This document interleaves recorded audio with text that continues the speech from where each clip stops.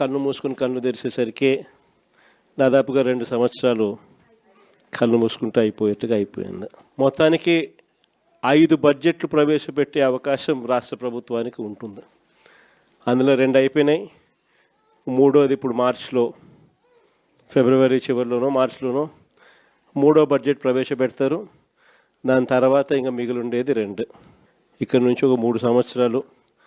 ఆ 3 సంవత్సరాల్లో 1.5 సంవత్సరం పోతే దాని తర్వాత నా పాదయాత్ర కూడా స్టార్ట్ అయిపోతుంది.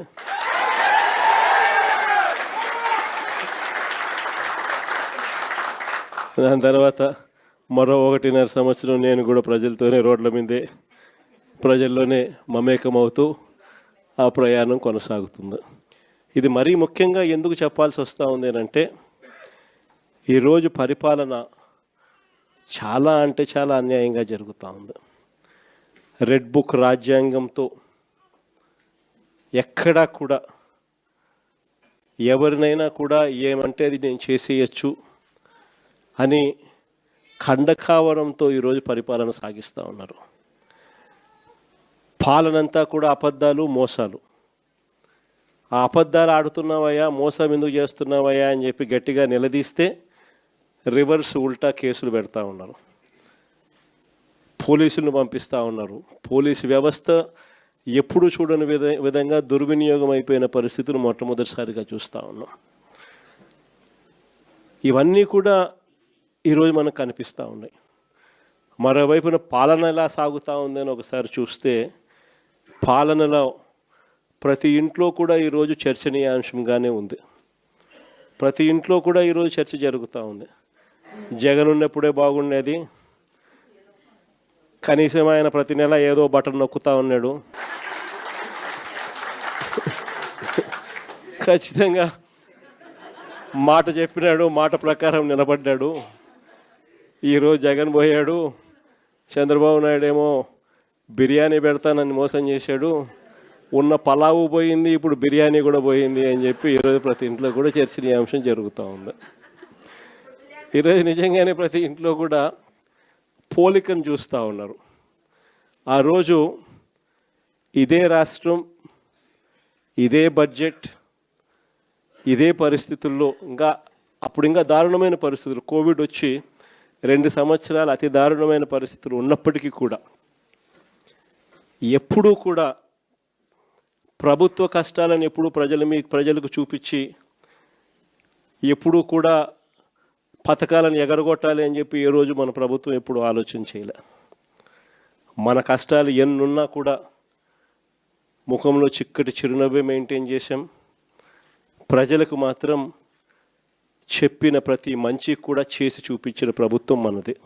కానీ ఎప్పుడైతే మనం ఓడిపోయినామో, ఎప్పుడైతే చంద్రబాబు నాయుడు గారి పాలన ప్రజలు మళ్ళీ తిరిగి చూశారో అప్పుడు తేడా కనిపిస్తూ ఉంది.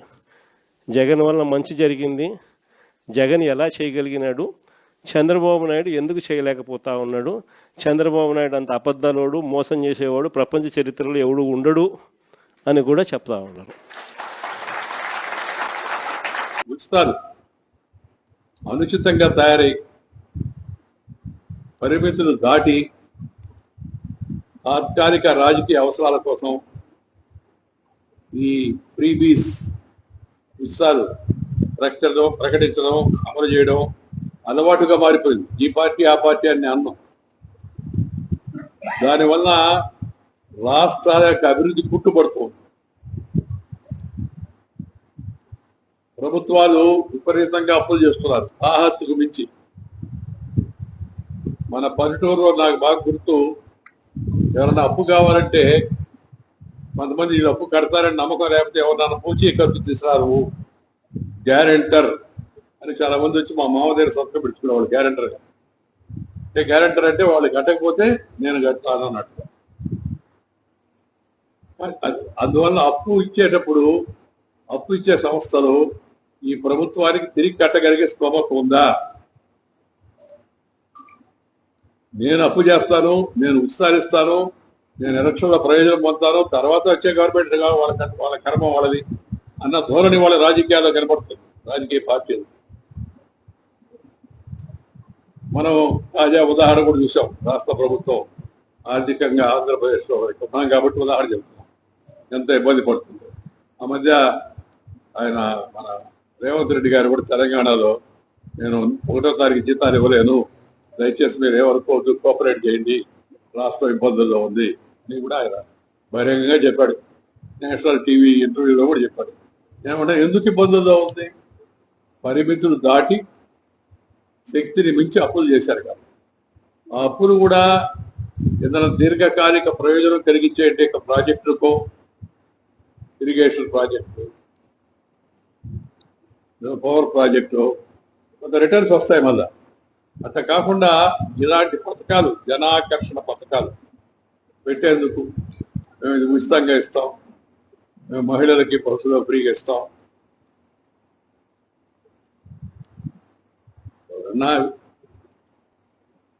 వైకల్యం ఉన్నవాళ్ళు, అంగవైకల్యం ఉన్నవాళ్ళు, పూర్తిగా అనాథలుగా ఉన్నవాళ్ళు, అలాంటి వాళ్ళకి ఏదైనా ప్రభుత్వం ఉచితంగా ఇచ్చిందంటే మనం అర్థం చేసుకోవచ్చు. అందుకే నేను ఎప్పుడు చెప్తాను ప్రతి బహిరంగ సభలో కూడా, ప్రభుత్వము, చదువు, వైద్యం ఈ రెండింటికి తప్పితే ఇతర వాటికి ఏడికి ఉచితంగా ప్రభుత్వ డబ్బులు ఖర్చు పెట్టాలి. చదువు భవిష్యత్తుకి అది ఉపయోగపడేది. ఆరోగ్యం బతకాలంటే దానికి మార్గం. అందరికీ వైద్యం చేసుకునే పరిస్థితులు కొత్త విచిత్రమైన నవీన కొత్త రకాలైన జబ్బులు వస్తున్నాయి. నాన్ కమ్యూనికబుల్ డిసీజ్ అంటారు. అలాంటివి ఎక్కువ అయిపోతున్నాయి రోజు రోజు. ఖర్చు విపరీతం అవుతుంది. కట్టుకోలేక పేదవాళ్ళు, ధనికులు మధ్యతరగతి వరకు సరే సంతాలు పడుతున్నారు, కానీ పేదవాళ్ళు కట్టుకోలేని సంగతి ఏంది? అలాంటి పేదవాళ్లకు మాత్రం చదువు విషయంలో ₹1,00,000 కాన్వెంట్ ఫీజు దాన్ని ఫ్రీగా ఎవరు చెప్తే అది సాధ్యం కాదు. మామూలు పాఠశాలలో చదువుతున్నారు చదువుకి.